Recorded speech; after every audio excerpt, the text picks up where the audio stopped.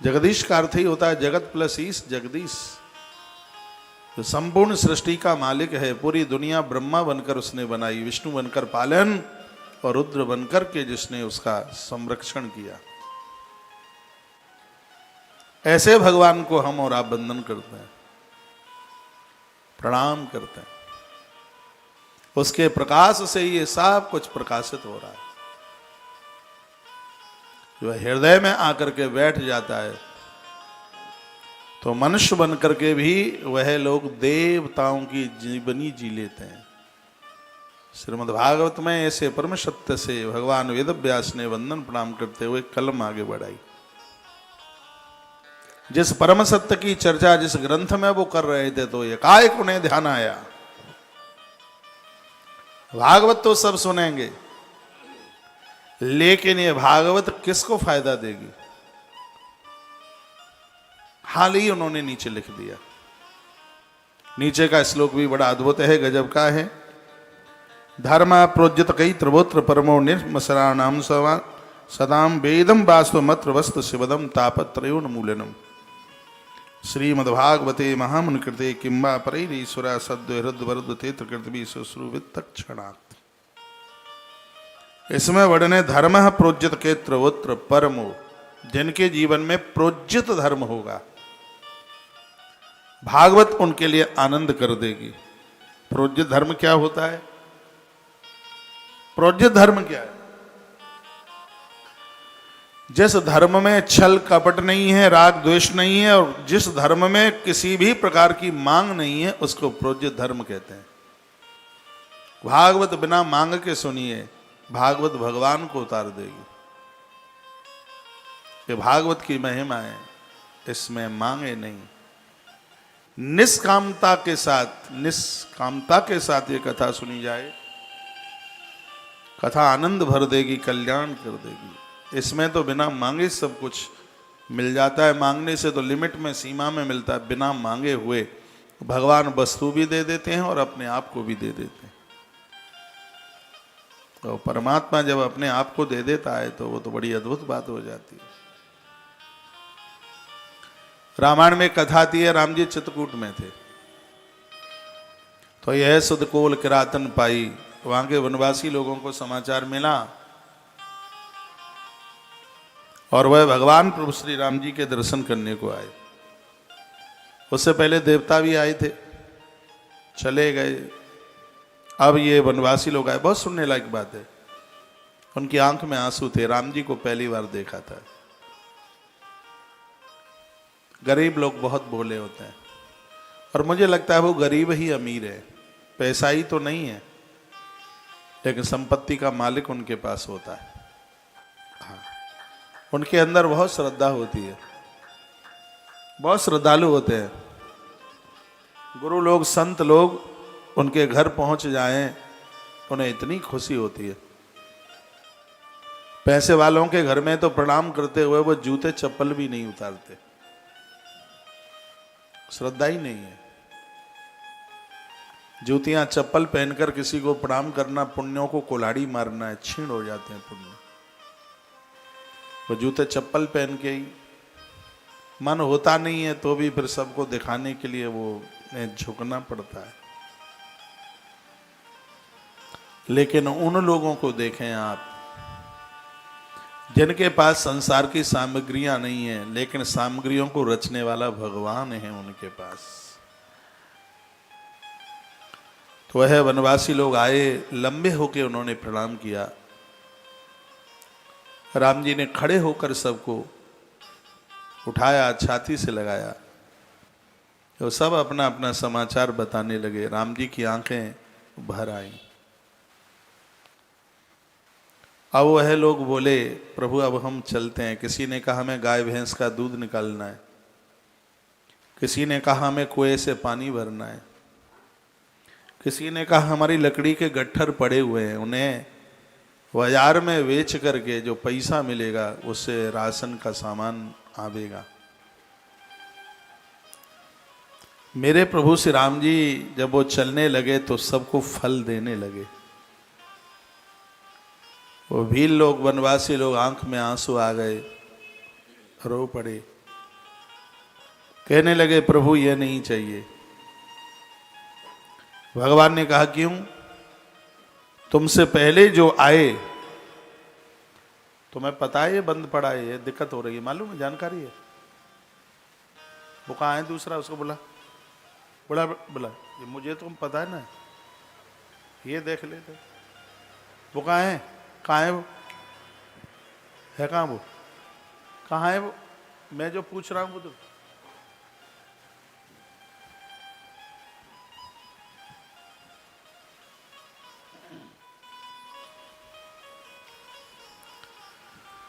फल देने लगे भगवान, वो रो पड़े, कहा हमें फल नहीं चाहिए।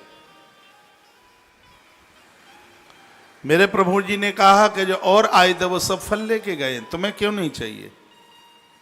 या टेलीविजन पर आप देख रहे हैं 4 मंजिल का संत निवास बन रहा है।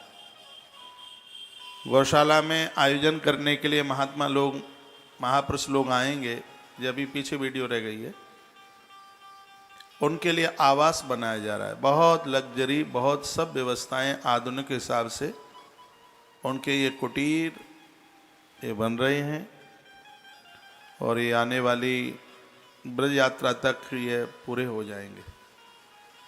क्योंकि गौशाला के दूसरे चरण का जो उद्घाटन है वो इस देश के किसी विशिष्ट महापुरुष के द्वारा कथा होगी, और गौ माता का जो दूसरा खंड जिसका नाम है सुरभि, नंदिनी गोष्ठ का उद्घाटन हुआ है, और अब नंबर है सुरभि का।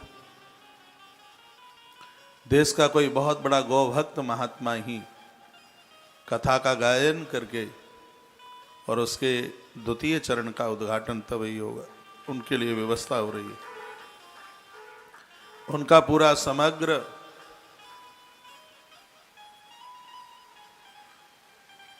स्टाफ भी उनकी व्यवस्था हो जाए। गौशाला में 100 कमरे से ज़्यादा ऐसे कमरे बनाए जा रहे हैं जो वहाँ रह करके अनुष्ठान करते रहेंगे, आते रहेंगे, जाते रहेंगे, गौव्रती अनुष्ठान करेंगे, कथाओं के समय पर रुकेंगे।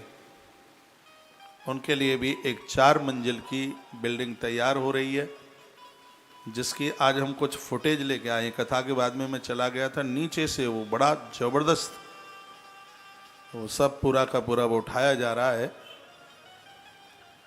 और एक गौशाला में एक इतनी बड़ी रसोई का निर्माण हो रहा है, मटकी रसोई तो भंडारे के उस हिसाब से छोटी पड़ जाएगी, क्योंकि यहाँ रहने वाले और भी लोग बहुत होंगे। अब वहाँ बड़े बड़े खेत हैं, खुली जगह है, तो जहाँ से जहाँ तक ज़रूरत है सैकड़ों गाड़ियाँ लोड होकर के भोजन जगह जगह पहुँचाया जावे, उसका काम चालू हो गया है। इतनी बड़ी रसोई का कार्य कई जगह काम चल रहा है।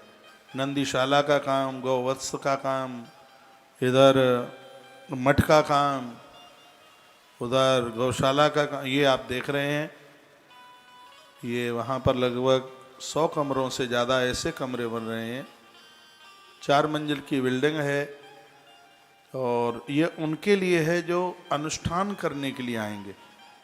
गौ माता का दुग्ध पी करके 10 दिन का, 11 दिन का, 15 दिन का ये अनुष्ठान करेंगे। पति पत्नी दोनों आएंगे, अनुष्ठान करेंगे, गुरु मंत्र का जप करेंगे, कोई गौव्रती, कोई साधना पूरी करेंगे। ये आप देख रहे हैं, ये उनके लिए ये सब बन के तैयार हो रहा है। काम चालू हो गया है और ये बहुत जल्दी बन के तैयार हो जाएगा। चारों तरफ काम चल रहा है। ये संत सदन बन रहा है। ये आप देख रहे हैं। ये बोलिए भक्त वत्सल भगवान की जय हो, श्री हनुमान जी महाराज की जय हो। ये आप जो देख रहे हैं, ये एक ऐसा पोर्शन बनाया हुआ है कि इसमें पूरी लड़ोई में सरसों का तेल सर्दियों के समय में पूरा का पूरा भर दिया जाएगा, और गैया मुंह लगा करके ऐसे पिएंगी जैसे जल पिया जाता है, पानी पिया जाता है। तो ये पूरा ये आप ये देख रहे हैं, ये वही स्थान है। इसमें बहुत बड़ी मशीन अहमदाबाद से जिसका क्रय किया गया है। गायों का कह दूं तो उनका बाथरूम, उनको नहलाने के लिए गायों को गर्मियों के समय में इसमें सैकड़ों गाय इस हॉल में एक साथ आ जाएंगी, और ऊपर मशीन के द्वारा वो फुहारे उनके ऊपर गिरेंगे, तो जिससे उनका स्नान, ऐसी मशीन लगाई जा रही है कि जिसमें गैया की देह को खुजाया जाएगा। उसको पानी गिरा फिर उसके ऊपर, तो वो इस तरीके का वो एक ब्लेड टाइप का है। वो ब्लेड नहीं है जो शरीर को फाड़ दे, वो खुरचने के लिए होता है। ये उसी के ही लिए ये सामने वाला एक कच्छ आप देख रहे हैं, ये उसी के लिए तैयार किया गया है। इसके ऊपर ग्वारियों के कमरे भी बन रहे हैं, जो ऊपर की मंजिल जिसमें सेटरिंग हो रही है। गौशालाएं देश में बहुत हैं, लेकिन यह भी स्थान अपने आप में बड़ा अद्भुत स्थान होगा। काम चल रहा है। ये हॉल आप देख रहे हैं, ये वह निर्माण शुरू कर दिया गया है जहां होली के आसपास वृंदावन की सड़कों पर घूमने वाली सभी गायों को यहाँ पर रखा जाएगा। तो इसका एक का चरण पूरा हो गया है। इसमें भी लगभग 500 गाय आ जाएंगी। इतना बड़ा हॉल बन गया है ये आप देख रहे हैं। बहुत लंबा चौड़ा ये एरिया है जिसकी लड़ोई बन गई है। नीचे अब जमीन पक्की होनी है इसकी, और इसके ऊपर गद्दे बिछा करके लगभग 15-20 दिन बाद और ये काम शुरू कर देंगे। यहाँ पर जितनी भी जो घूमने वाली इधर उधर की गायें हैं सबको यहीं पहुँचाया जाएगा। उसका ये एक छत पूरी हो गई है। इसकी लड़ोई खाने के लिए जो स्थान है वो कंप्लीट हो गया है, बस धरती में फर्श हो रहा है। ये सब काम आपको कैसे लगते हैं? एक बार हृदय की भावना आप भेजते हैं तो हमें काम करने में और ज़्यादा आनंद आता है और ज़्यादा उत्साह होता है। लगता है कि हम ठीक कर रहे हैं, बढ़िया कर रहे हैं। एक बार जयकारा लगाइए, बोलिए बांके बिहारी लाल की जय हो, श्री हनुमान जी महाराज की जय हो, जय। जय श्री राधे, जय जय श्री राधे। ये आज की तस्वीरें आप देख रहे हैं। मैं कथा के बाद, ऋग्वेद की कथा के बाद उधर मैं गया था, फिर रात्रि को ज़्यादा टाइम हो जाता है। ये वही तस्वीरें आप देख रहे हैं।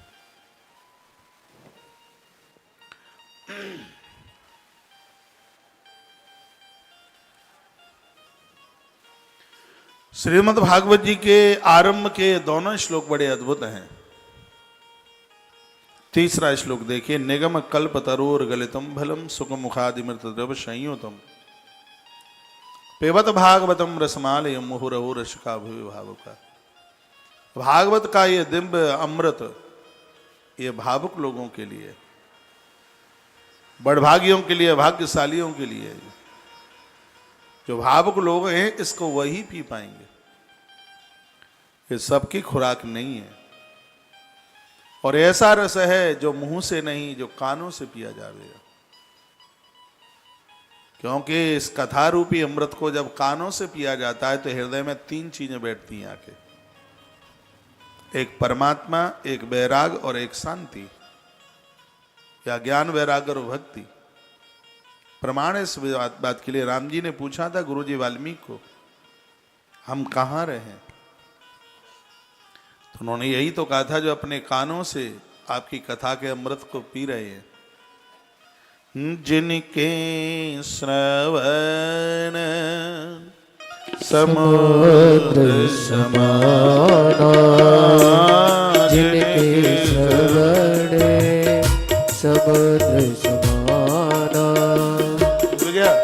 जिनके श्रवण समुद्र समाना, जिनके श्रवण समुद्र समाना, कथा तुम्हारी सुभग सरियाना। जिनके श्रवण समुद्र समाना, जिनके श्रवण समुद्र समाना, कथा तुम्हारे सुभग सरियाना। जिनके श्रवण समुद्र समाना, कथा तुम्हारी सुभग सरियाना। जिनके कान सदैव आपकी कथा का रसास्वादन, रसपान करने में लगे रहें, भगवान उनके हृदय में आप जाकर के बैठ जाइए। तो श्रीमद् भागवत एक ऐसा रस है, ऐसी गाथा है जो रस मुंह से नहीं, जो कानों से पीने के लायक। ग्रंथ तो बहुत हैं, भागवत बड़ी मधुर है। भगवान की कृपा ही भागवत के रूप में बरसती है। बस भागवत साधन नहीं, साधना बन जाए।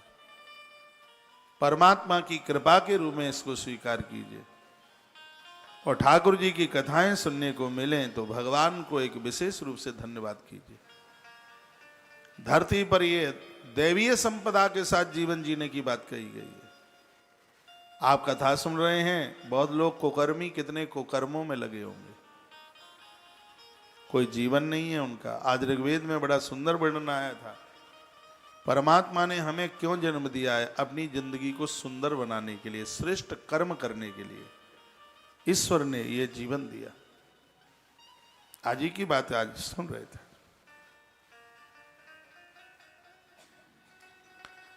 नेमिस की बात थी, सूत महाराज सौनक ऋषियों के मध्य में थे। सौनक ऋषियों ने कुछ प्रश्न किए थे, कहा श्रेय क्या है, प्रमेय क्या है, भगवान के अवतार कितने हुए, देव की मां के ही गर्भ से भगवान क्यों प्रकट हुए, और परमात्मा के जाने के बाद धर्म कम शरणम गतः, ये धर्म किसकी शरण में चला गया? ऐसे कई प्रश्न पूछे थे। नारायणम नमस्कृत्य नरम चैव नरोत्तमम् देवीं सरस्वती, आज माइकी नहीं, देवीं सरस्वतीं व्यास ततो जयमुदीरये सवै पुंसां परो धर्मो यतो भक्तिरदोक्षजे अहितुक्या प्रतिहता ययात्मा संप्रसीदति। भक्ति योग से बात को आरंभ किया। भक्ति योग क्या होता है? पति और पत्नी दोनों मिलते हैं तो 9 से 10 महीने के बाद एक संतान का जन्म होता है। लेकिन भक्ति और भगवान दोनों आपस में मिलते हैं तो वहां एक नहीं, वहां 2 संतानें होती हैं। और वर्णन है कि जनत्यासु, शीघ्र ही, आसु माने शीघ्र, दोनों के मिलने से शीघ्र ही 2 संतानें पैदा होती हैं। वैराग्यम ज्ञानम च यद हेतुकम, एक का नाम है ज्ञान और एक का नाम है वैराग्य। बहुत ध्यान से सुनना, जब हम भजन करते हैं और अपना भजन भगवान को समर्पित करते हैं तो उससे 2 चीजें मिलती हैं, एक है ज्ञान और एक है वैराग्य। ज्ञान उसे कहते हैं जो हमें ईश्वर से जोड़ दे, और वैराग्य उसे कहते हैं जो हमें संसार के भोगों से निवृत्त कर दे। परमात्मा के भजन से ये दोनों चीजें मिलती हैं। ये भागवत का सिद्धांत है, सुने। वर्णन है वासुदेवे भगवती भक्ति योग प्रयोजिता। भगवान के अति प्रसन्न होने पर हमारा भक्ति योग बढ़ता है। भक्ति योग का मतलब हमारा भजन भगवान ने स्वीकार कर लिया। भक्ति और भगवान का मिलना ही भक्ति योग है। जब ये दोनों आपस में ऐसे मिलते हैं जैसे संसार में पति और पत्नी का मिलाप, उन दोनों के मिलने से एक संतान जन्म लेती है और उसको 9 से 10 महीने लगते हैं जन्म लेने में। लेकिन भक्ति और भगवान जब आपस में मिलते हैं तो जनत्यासु, आसु शीघ्र, देर नहीं, बिल्कुल शीघ्र ही यहां भी 2 संतानें पैदा हो जाती हैं। एक का नाम है वैराग्यम, दूसरे का ज्ञानम च यद हेतुकम। 2 हैं, ज्ञान और वैराग्य। ज्ञान क्या है? जो हमें ईश्वर से जोड़ता है उसे ज्ञान कहते हैं। और वैराग्य क्या है? जो हमें संसार के भोगों से, संसार की कामनाओं से निवृत्त कर देता है, उसको वैराग्य कहते हैं। समझ में आ रही है? तो मरी मराई तालियां मत बजाया करो।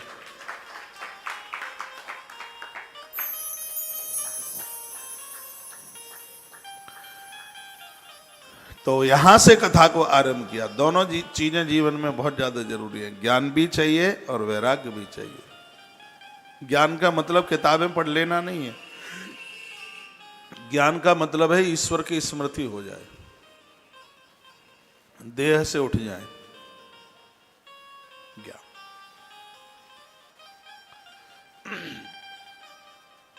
मैंने ऐसे महापुरुषों को देखा है अपने ज्ञान में बहुत आगे बढ़ चुके हैं, लेकिन वो फिर भी हम लोगों से बात करते हैं। वह उनकी बड़ी महिमा है, उन्हें इस संसार से कुछ भी नहीं चाहिए। उनका किया गया सत्कार ही प्रकृति का सौंदर्य बढ़ा रहा है। ऐसे बड़े श्रेष्ठतम महापुरुषों से मेरी मुलाकात हुई है। उनका इतना सुनहरा जीवन है, इतनी मस्ती का जीवन है उनको, ना उन्हें पहनने पर ध्यान है, ना खाने पर ध्यान है, ना दुनियादारी से ध्यान है। चाहे उनकी कोई स्तुति करे, चाहे उन्हें कोई गालियां दे, उन्हें कोई फर्क नहीं पड़ता। ऐसे महापुरुष जिन्हें अपने आप का होश ही नहीं है बिल्कुल। और ऐसे महापुरुष दुनिया के ऊपर कृपा की बरसात कर रहे हैं। दोनों चीजें उनके अंदर होती हैं। ईश्वर से जुड़े हैं इसलिए उनके पास ज्ञान है, संसार से कुछ नहीं चाहिए इसलिए उनके पास वैराग्य है। और जिसके पास ज्ञान और वैराग्य और भक्ति तीनों चीजें होंगी, भगवान उसी के हृदय में बैठेंगे आके। वही तो सीधा रामायण में प्रसंग है केवट का। केवट के पास तीनों चीजें, उसके पास ज्ञान है, कहता है कहूं तुम्हारो मरमु में जाना। जो भगवान को समझने को चल पड़े हैं, अपने आप को पहले समझो तभी भगवान को समझ पाओगे। ये ज्ञान है। अब कछु नाथ न चाहिए मोरे, ये वैराग्य है। भक्ति क्या है? आज नाथ कहा न पावा, आज नाथ में कहा न पावा, मिटहे दोष। कृपा तो आपने ऐसी कर दी है, अब क्या चाहिए? मुझे आपकी कृपा से सब कुछ मिल गया, आप मिल गए, क्या चाहिए? तीनों चीजें हैं, तभी तो उसके हृदय की नौका में भगवान आके बैठते हैं।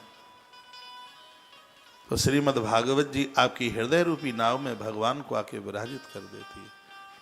पूर्व के भागवत के वक्ताओं को आप देखिए, भगवान के लिए फूट फूट करके रोते थे। तो भगवान उनके हाथ की हथेली पर रखी हुई सामग्री का भोग लगाते थे। ईश्वर था, ईश्वर है और ईश्वर रहेगा। इन भक्तों के लिए वो 24 बार धरती पर चल के आया। प्रश्न किया है ना कि भगवान के अवतार, वह भगवान वासुदेव है। वासुदेव यानी प्राणों का स्वामी है। बड़े सुंदर श्लोक हैं। वासुदेव परावेदा, वासुदेव परामखा, वासुदेव परायोगा, वासुदेव परम क्रिया। ये हनुमान बोला बोला बोला, पकड़ पकड़ से पकड़, फटाफट पकड़।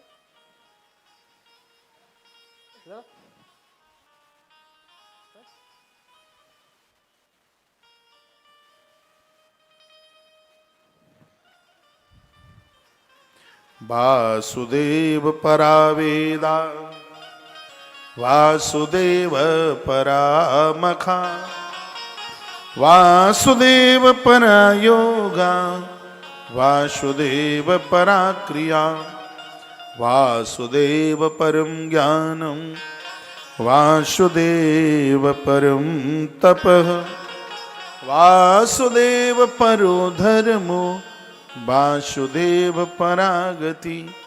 यानी भगवान ही धर्म है, भगवान ही हमारी मुक्ति है, भगवान ही हमारी संपदा है, परमात्मा ही हमारा यज्ञ है और भगवान ही हमारी क्रिया है। चाहे जितना काम करते रहो, जिस काम में भगवदीय प्रभुत्व नहीं है तो वो सब बेकार है।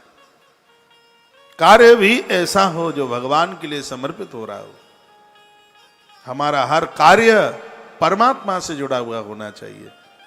जो ज्ञानी है, वैराग्य है और जो भक्त है, उसका जीवन ऐसा ही बन जाता है। वो सब कुछ अपना भगवान को समर्पित कर देता है, भगवान मैं हो जाता है, प्रभु मैं हो जाता है। भगवान वेदव्यास ने लिखा कि परमात्मा इस धरती पर 24 बार आए अवतार लेकर के। सबसे पहले उनका आगमन हुआ सनक सनंदन सनातन और सनत कुमारों के रूप में। नास्तिक लोग तो अवतार मानते नहीं हैं, सीधी सी बात है, कोई फैक्ट्री लगाए, कंपनी लगाए तो मालिक जाता है उसमें। संसार ने इतनी बड़ी दुनिया बसाई, वो क्यों नहीं आएगा देखने के लिए? और परमात्मा अपनी दुनिया को जब जब देखने को आया, तब तब भक्तों ने उसको अवतार के रूप में स्वीकार किया। संस्कृत में अवतरण का शब्द से अवतार बना हुआ है। अवतरण का संस्कृत में सीढ़ी को कहते हैं। आजकल तो स्टेयर झीने होते हैं, आपने देखा हो, पहले लकड़ी की सीढ़ी, बांस की सीढ़ी दीवाल के सारे रख देते थे और उस पर चढ़ के छत पे जाते थे, देखा आपने? हाँ, कभी सीढ़ी फिसल जाए तो सीधे घुटने ही टूटते थे सीढ़ी। और प्राय सभी घरों में दीवाल के सारे वो सीढ़ी रखी हुई होती थी। उसके बाद कल्चर डेवलपमेंट हुआ, लोगों के दिमाग में आया नहीं, ऐसे सीढ़ी बना करके, झीना बना करके भी तो छत पर चढ़ा जा सकता है। सीढ़ी की छुट्टी हुई। पेंटर लोग आज उसको काम में प्रयोग में लेते हैं। सीढ़ी पर चढ़ने वाला बड़ा सावधान होकर के चढ़ता है, बड़ा कठिन काम है। इसका मतलब है जो ऊपर जा रहा है, ऊपर चढ़ने वाले लोगों को बहुत सावधान जीवन जीना पड़ता है। जो नीचे खड़ा है उसको गिरने का खतरा नहीं है, जो ऊपर जा रहा है उसको बड़ा खतरा है। अभी परसों हम रामेश्वरम से थे तो कोहरा में वो जहाज उड़ रहा था ऊपर। 6:30 बज गए थे, इतना कोहरा था। तो मैं देख रहा था, उसमें 400 लोग बैठे होंगे उस जहाज में। सबसे धुन राम की लगी हुई थी। ऐसा लग रहा था कि ये सुरक्षित दिल्ली एयरपोर्ट तक पहुंचेगा कि नहीं पहुंचेगा। हम लोगों के तो मस्तिष्क में ईश्वर का चिंतन हर समय ही होता है। मैं उनकी शक्लें देख रहा था और मुस्कुरा भी रहा था। उन्हें देख करके हंसी आ रही थी, उनके चेहरे लाल हो रहे थे, वो परेशान हो रहे थे। मेरे इधर की सीट पर एक आदमी अपनी पत्नी को कहता है कि तू कहे तो मैं फ्लाइट मोड से इस मोबाइल को खोल करके और मैं बच्चों को सूचना दे दूं कि बस अब हमारा आना संभव नहीं है। तो इतने परेशान हो रहे थे। इतना कोहरा था। भाई प्रवीण, तुम लोग पीछे थे इसलिए तुम्हें पता नहीं है। मेरे आसपास जो जितने लोग, उनको ऐसा लग रहा था कि बस जान गई। हमें लग रहा था कि ये रोज ऐसे ईश्वर को ध्यान करें फिर तो बातें क्या हो। लेकिन परमात्मा रोज ऐसे ध्यान में आता नहीं है। हाँ, जब प्राणों के ऊपर आकर के बीतती है, जो ऊपर जा रहा है उसको गिरने का खटका है, जो नीचे ही खड़ा है उसको काय बात का डर है? उसको तो कोई डर नहीं है। सीढ़ी के ऊपर चढ़ करके ऊपर जाया जाता। आंगन में कोई बच्चा खेलता खेलता गिर गया हो, माँ छत पर चढ़ी हो, खड़ी हो, तो अपने बच्चे को देख करके ये नहीं कहती बेटा तू खड़ा होके ऊपर छत पे आ जा। वो क्या करती है, सीढ़ी से नीचे उतर करके अपने बच्चे को संभाल लेती है। उसी प्रकार से जब भक्त कष्ट में होते हैं तो परमात्मा भक्तों की श्रद्धा की सीढ़ी पर उतरता हुआ संसार के आंगन में भक्तों को अपने गले से लगा लेता है, सीढ़ी पर उतर के आता है। इसलिए हमने उसको अवतार के रूप में घोषित कर लिया है, क्योंकि सीढ़ी को अवतरण का कहते हैं। उसके ऊपर उतर के भगवान आया। भगवान को जन्म नहीं होता, वो अवतार लेते हैं। अवतार लेते हैं यानी उतर के नीचे आ जाते हैं। तो भगवान इस धरती पर 24 बार आए उतर के। सबसे पहले वो महात्मा बन गया। जब भी आए तब कोई न कोई अलग रूप उनका था, अद्भुत था।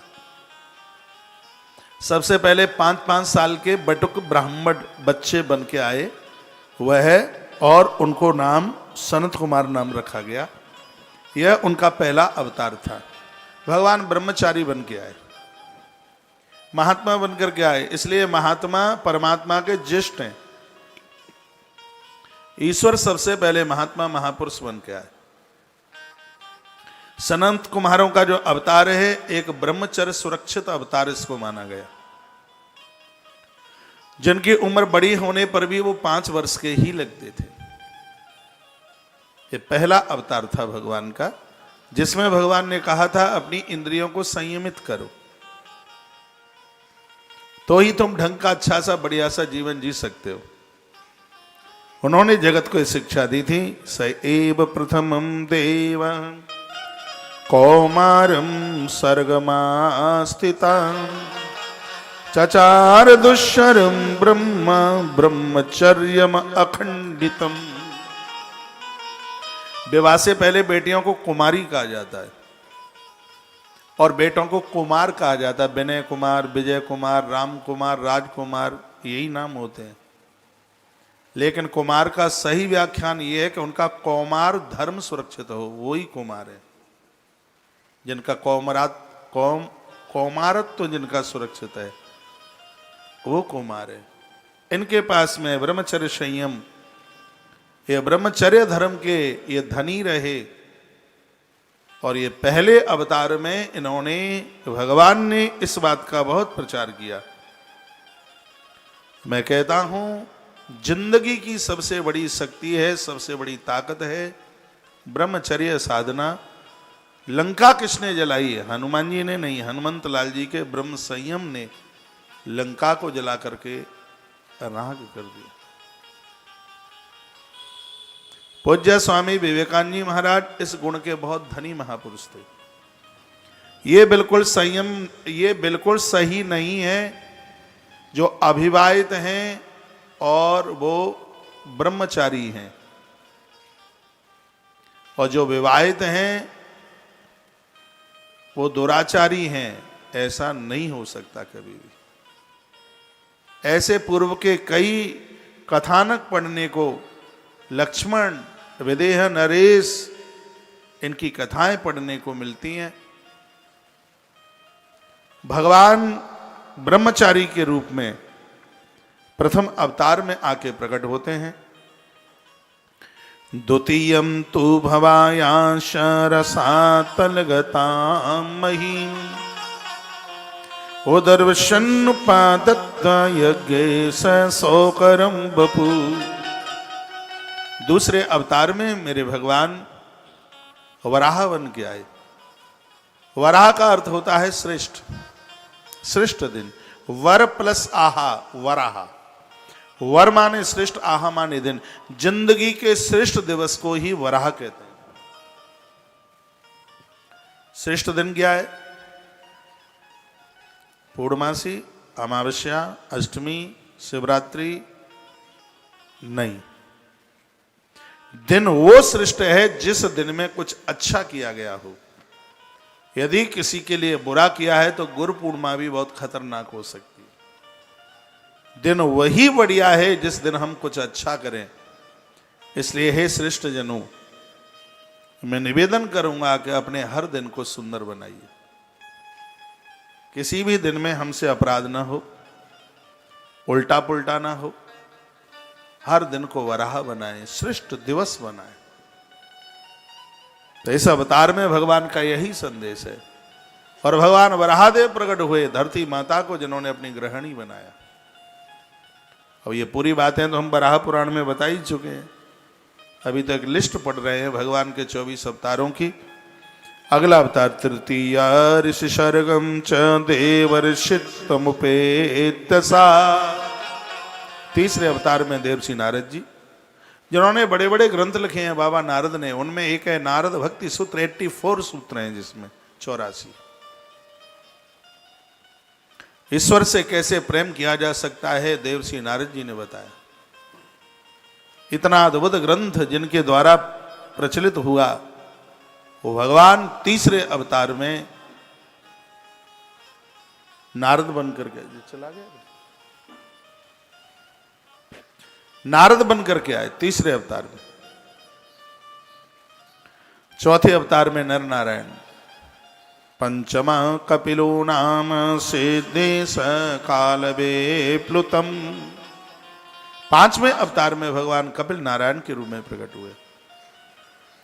छठवें में भगवान दत्तात्रेय। सप्तम अवतार ऋषभ भगवान का बड़ा अद्भुत है अवतार। अष्टम अवतार भगवान का अष्टमे में मेर दिव्याम तु नाभिर्जातुरुक्रमः।